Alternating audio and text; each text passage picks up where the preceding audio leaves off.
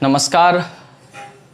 आज हम पढ़ने वाले हैं रसायन शास्त्र। रसायन शास्त्र यानी कि केमिस्ट्री, जो कक्षा 10 का पहला लेसन है, पहला पार्ट है, जिसमें हमको केमिस्ट्री का जो वास्तविक पहलू है, जिसको हम लोग केमिकल रिएक्शन और इक्वेशंस कहते हैं, वो पढ़ने वाले हैं।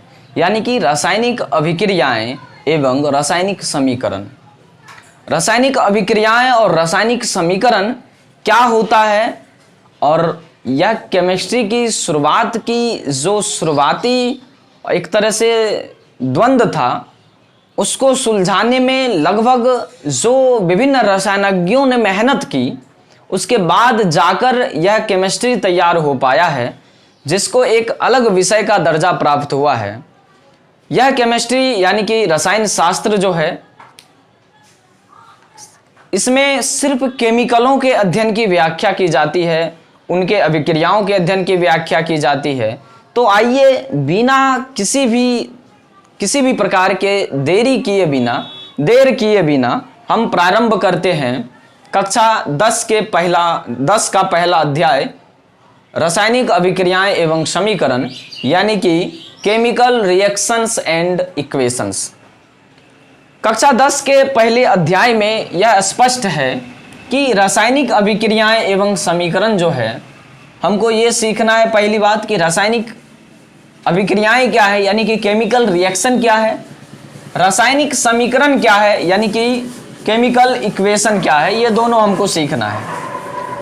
उनसे सबसे पहले हम चर्चा करते हैं रासायनिक अभिक्रिया से, यानी कि केमिकल रिएक्शन क्या होता है। चलिए, नॉर्मल बात क्या हम मानते हैं कि यह हम जानते हैं कि प्रत्येक दही का नाम सुने हैं, और दही के बारे में लगभग सब मनुष्य जानते हैं दही क्या होता है। कर्ड दही, जब किसी दूध से दही बनाया जाता है तो उसमें थोड़ा सा दही दिया जाता है, तब जाकर वो दूध, कोई भी दूध जो है, दही में परिवर्तन होता है। और जब दूध से दही परिवर्तित हो जाता है तो पुनः दही से हम दूध पुनः नहीं बना सकते। यानी एक बार दही बन जाने के बाद पुनः उस दही को दूध नहीं बनाया जा सकता। इसी प्रकार के परिवर्तन को हम लोग रासायनिक परिवर्तन कहते हैं, यानी कि रासायनिक अभिक्रिया कहते हैं। जैसे कागज का जलना, दूध से दही का बनना, भोजन का दुर्गंधित होना, इत्यादि कई सारी प्रक्रियाएं हैं जो हमको रासायनिक अभिक्रिया यानी कि रासायनिक इक्वेशंस एंड रासायनिक रिएक्शंस में समझना है। चलिए शुरुआत करते हैं। क्या होता है रासायनिक अभिक्रिया? रासायनिक अभिक्रिया क्या होता है? जब दो या दो से अधिक तत्व या कोई एक ही तत्व, जब दो या दो से अधिक तत्व या कोई एक ही तत्व आपस में संयोग करके, या एक तत्व है तो वो टूट जाता है, और टूट के दो या दो से अधिक या मिलकर दो या दो से अधिक नए गुण वाले यौगिकों का निर्माण करता है, नए गुण वाले पदार्थों का निर्माण करता है, तब इस प्रक्रिया को रासायनिक अभिक्रिया कहते हैं।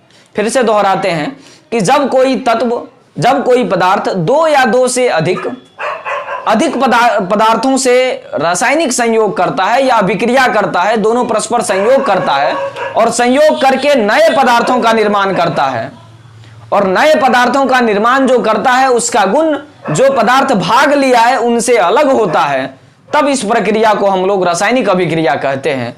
और रासायनिक अभिक्रिया यानी कि दो या दो से अधिक तत्वों का मिलाव, यानी कि संयोग।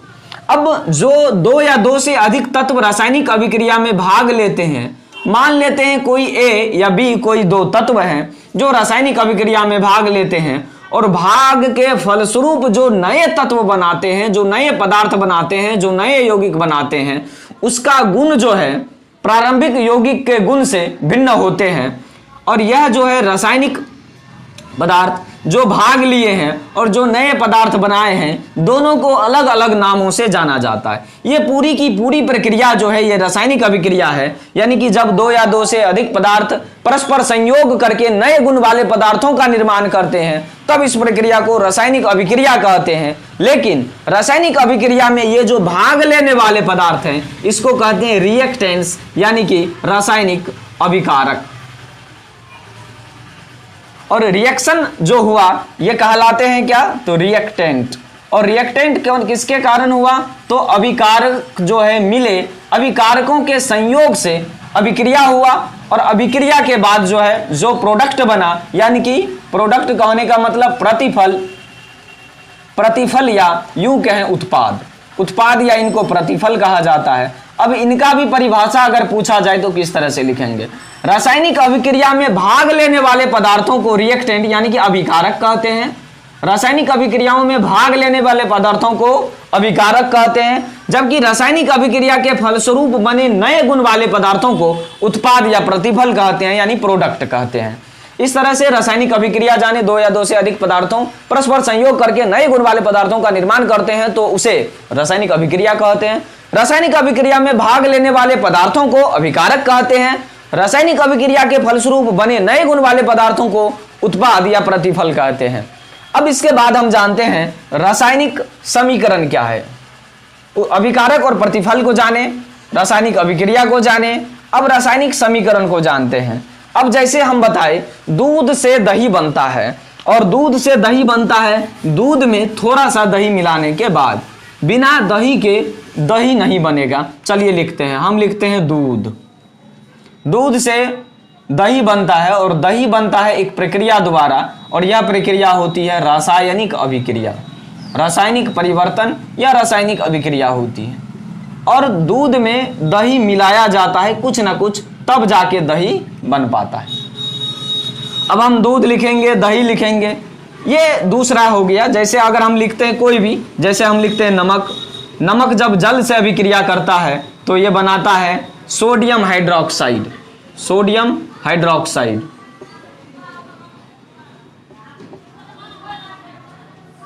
अब ये सोडियम हाइड्रोक्साइड का निर्माण करता है नमक और जल। ये थोड़ा बड़ा बड़ा नजर आ रहा है, लिखना पड़ रहा है, लैंग्वेज लिखना पड़ रहा है, भाषा लिखना पड़ रहा है। अब इसको संक्षिप्त करने के लिए, छोटा से छोटा करने के लिए हम जानते हैं रासायनिक समीकरण को। रासायनिक समीकरण क्या होता है, ये जो रासायनिक अभिक्रिया है इसी का नाम जो है, ये नाम के जगह अगर हम इसका संकेत लिख दें, सूत्र लिख दें, तो ये रासायनिक अभिक्रिया जो है ये रासायनिक समीकरण में बदल जाएगा। यदि हम रासायनिक अभिक्रिया को उसके संक्षिप्त रूप में लिखें, यानी कि उसके संकेत एवं सूत्रों में लिख दें, तो वही रासायनिक अभिक्रिया रासायनिक समीकरण में बदल जाएगा। जैसे हम लिखे नमक, तो नमक का जो रासायनिक सूत्र यानी अणुसूत्र होता है वो होता है NaCl।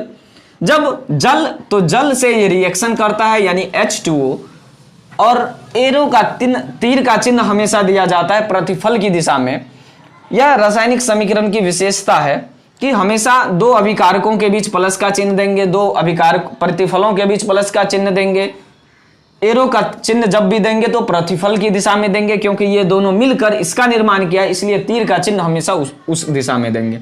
तो यहां देख रहे हैं ये लैंग्वेज है, ये भाषा है, और इसके संकेत सूत्रों की मदद से रासायनिक अभिक्रिया को संक्षिप्त निरूपण करना रासायनिक समीकरण कहलाता है। किसी रासायनिक अभिक्रिया को उनके संकेतों एवं सूत्रों की सहायता से उसका संक्षिप्त निरूपण करना रासायनिक समीकरण कहलाता है। कैसे, जैसे नमक है तो NaCl, जल है तो H2O। अब बनाया क्या, तो बनाया NaOH, NaOH, यह है सोडियम हाइड्रोक्साइड। और क्या बनाया, NaOH। यहां हम संतुलित समीकरण करते हैं, देखिए Na, यहां भी NaOH, एक ऑक्सीजन मिल गया, एक H मिल गया, लेकिन अब भी देखिएगा यहां एक H बच जा रहा है। एक H बच जाने का कारण है कि यहां कुछ ना कुछ एक्स्ट्रा निकलने वाला है।